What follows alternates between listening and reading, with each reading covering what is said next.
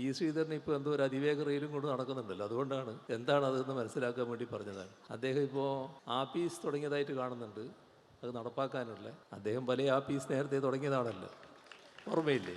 മത്സരിച്ചപ്പോൾ സാധാരണ സ്ഥാനാർത്ഥികളുടെ ഓഫീസ് തുടങ്ങും, അത് സ്വാഭാവികമായിട്ടുള്ളതാണ്. പക്ഷേ അദ്ദേഹത്തിന് ഉറപ്പായിരുന്നു അവിടെ ജയം. അപ്പോൾ പിന്നെ MLA-യുടെ ഓഫീസാണ് ആദ്യം തന്നെ അവിടെ തുടങ്ങിയത്. അപ്പോൾ അങ്ങനെയെല്ലാം നമ്മളൊരു പ്രത്യേകത അദ്ദേഹത്തിനുണ്ട്.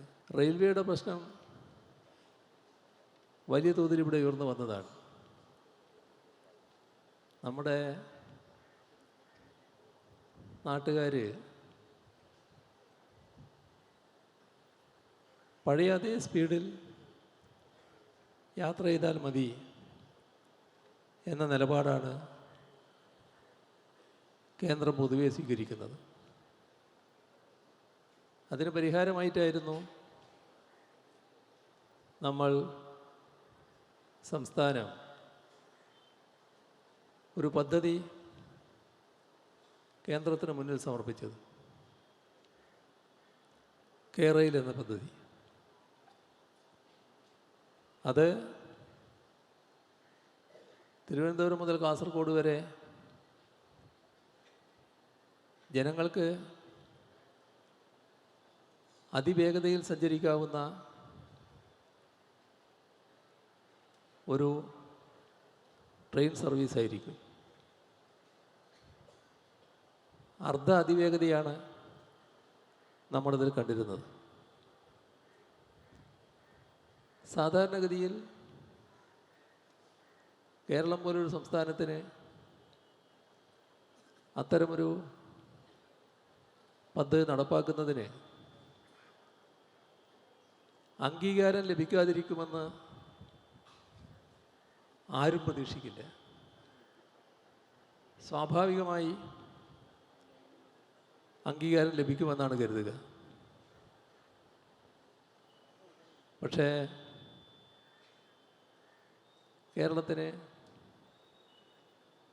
അംഗീകാരം നൽകാൻ തയ്യാറായില്ല. റെയിൽവേ എന്ന നിലയിൽ പദ്ധതി നടപ്പാക്കുമ്പോൾ കേന്ദ്ര അനുമതിയോടെ മാത്രമേ പദ്ധതി തുടങ്ങാൻ കഴിയൂ, നടപ്പാക്കാനാവും. അപ്പോൾ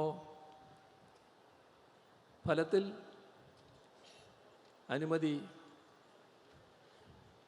ഇല്ലാത്തൊരു സാഹചര്യം വന്നു. കുറേ കാലം അതിനുവേണ്ടി നടന്നു. അവസാനം ഞങ്ങൾ തന്നെ തൽക്കാലം അവിടെ നിൽക്കട്ടെ, ഇനി അവർ കേന്ദ്ര ഗവൺമെൻറ്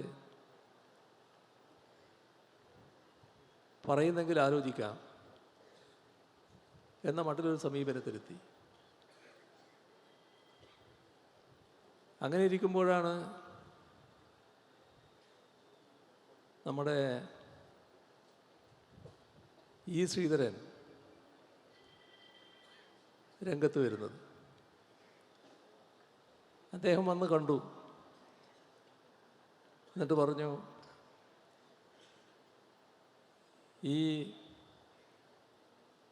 റെയിലുമായി ബന്ധപ്പെട്ട് ഞാനൊരു പദ്ധതി കൊടുത്തിട്ടുണ്ട്, അത് അംഗീകരിക്കാമെന്ന് റെയിൽവേ മന്ത്രിയും ഏകദേശം ഉറപ്പ് പറഞ്ഞിട്ടുണ്ട്. പക്ഷെ അത് കേരളം പറയണം. കേരളം പറഞ്ഞാൽ അത് അംഗീകരിച്ച് കിട്ടും. ഞങ്ങൾക്ക് ഏത് പദ്ധതിയായാലും ഈ വേഗം പോകാനുള്ളൊരു ട്രെയിൻ വേണമെന്ന് മാത്രമേ നമ്മുടെ മനസ്സിലുള്ളൂ.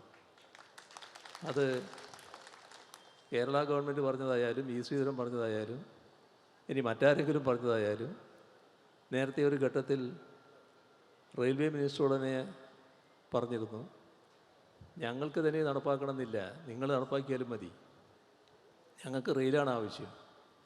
ഇതാണ് കേരള ഗവൺമെൻറ് സ്വീകരിച്ച സമീപനം.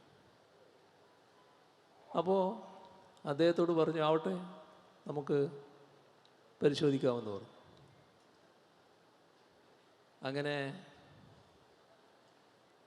ആ പദ്ധതിയുമായി ബന്ധപ്പെട്ട് റെയിൽവേ മിനിസ്റ്റർ കാണണം.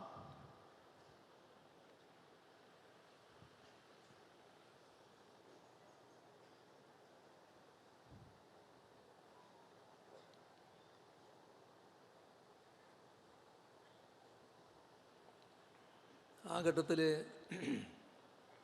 ഇവിടുന്ന് പോകാൻ പറ്റാത്തൊരു സമയം അദ്ദേഹത്തെ പോയി കാണാൻ ഞാൻ അദ്ദേഹത്തെ ഫോണിൽ വിളിച്ചു. എന്നിട്ട് പറഞ്ഞ് നിങ്ങളുടെ അടുത്തൊരു പ്രധാന നിർദ്ദേശം വെക്കാനുണ്ട്. ഇങ്ങനെ ഇ ശ്രീധരൻ പറഞ്ഞിട്ടുള്ളൊരു കാര്യമാണ്. എനിക്ക് നേരിട്ടിപ്പോൾ വരാൻ കഴിയില്ല. ഞങ്ങളെ സർക്കാരിൻ്റെ പ്രതിനിധി KV തോമസ് ഡൽഹിയിലുണ്ട്. അദ്ദേഹം ഈ നിർദ്ദേശം നിങ്ങളെ കയ്യിൽ കൊണ്ടുവന്ന് തരും. ഇന്ത്യ ഗവൺമെൻറ് അതിനോട് യോജിപ്പാണെങ്കിൽ കേരള ഗവൺമെൻറ് ആ പദ്ധതി മുന്നോട്ട് വെക്കാൻ തയ്യാറാവും. പക്ഷെ നിങ്ങൾ യോജിപ്പാണെന്ന് പറയണം, അതിനുശേഷം മാത്രമേ ഞങ്ങളുടെ നിലപാട് പറയൂ. ഇത്രയും വ്യക്തമായി പറഞ്ഞു. KV തോമസ് പോയി അത് ഏൽപ്പിച്ചു. ഒരു മറുപടിയില്ല. കുറച്ച് നാൾ കഴിഞ്ഞപ്പോൾ ഞാൻ തന്നെ അവിടെ പോയി ഈ പറയുന്ന റെയിൽവേ മന്ത്രിയെ കണ്ടു. KV തോമസിനെയും കൂട്ടി, കാരണം അദ്ദേഹമാണല്ലോ ഇത് കൊടുത്തിയാൾ. അപ്പോൾ അദ്ദേഹത്തിൻ്റെ മനസ്സിൽ തന്നെ ഇതില്ല, ഈ പറഞ്ഞ പദ്ധതി അദ്ദേഹത്തിൻ്റെ മനസ്സിലില്ല. അപ്പോൾ വീണ്ടും പറയുന്നത് പോലെ പറയുകയാണ്, നേരത്തെ കൊടുത്തതായതുകൊണ്ട് ഈ പദ്ധതിയുടെ പകർപ്പൊന്നും കയ്യിലില്ല. അപ്പോൾ പറഞ്ഞു അങ്ങനെയാണെങ്കിൽ ഇപ്പം തന്നെ അത് എത്തിക്കാം എന്ന് പറഞ്ഞു. അന്ന് തന്നെ വീണ്ടും ആ പദ്ധതി ഈ ശ്രീധരൻ തയ്യാറാക്കിയ രൂപരേഖ വീണ്ടും കൊടുത്തു. ഒരു മറുപടിയില്ല. ഇത്രയും പറഞ്ഞത് ഈ ശ്രീധരൻ ഇപ്പോൾ എന്തോ ഒരു അതിവേഗ റെയിലും കൊണ്ട് നടക്കുന്നുണ്ടല്ലോ, അതുകൊണ്ടാണ് എന്താണ് അതെന്ന് മനസ്സിലാക്കാൻ വേണ്ടി പറഞ്ഞതാണ്. അദ്ദേഹം ഇപ്പോൾ ആപ്പീസ് തുടങ്ങിയതായിട്ട് കാണുന്നുണ്ട്, അത് നടപ്പാക്കാനുള്ള. അദ്ദേഹം പല ആപ്പീസ് നേരത്തെ തുടങ്ങിയതാണല്ലോ, ഓർമ്മയില്ലേ? മത്സരിച്ചപ്പോൾ സാധാരണ സ്ഥാനാർത്ഥികളുടെ ഓഫീസ് തുടങ്ങും, അത് സ്വാഭാവികമായിട്ടുള്ളതാണ്. പക്ഷെ അദ്ദേഹത്തിന് ഉറപ്പായിരുന്നു അവിടെ ജയം. അപ്പോൾ പിന്നെ MLA യുടെ ഓഫീസാണ് ആദ്യം തന്നെ അവിടെ തുടങ്ങിയത്. അപ്പം അങ്ങനെയെല്ലാം നമ്മളൊരു പ്രത്യേകത അദ്ദേഹത്തിനുണ്ട്.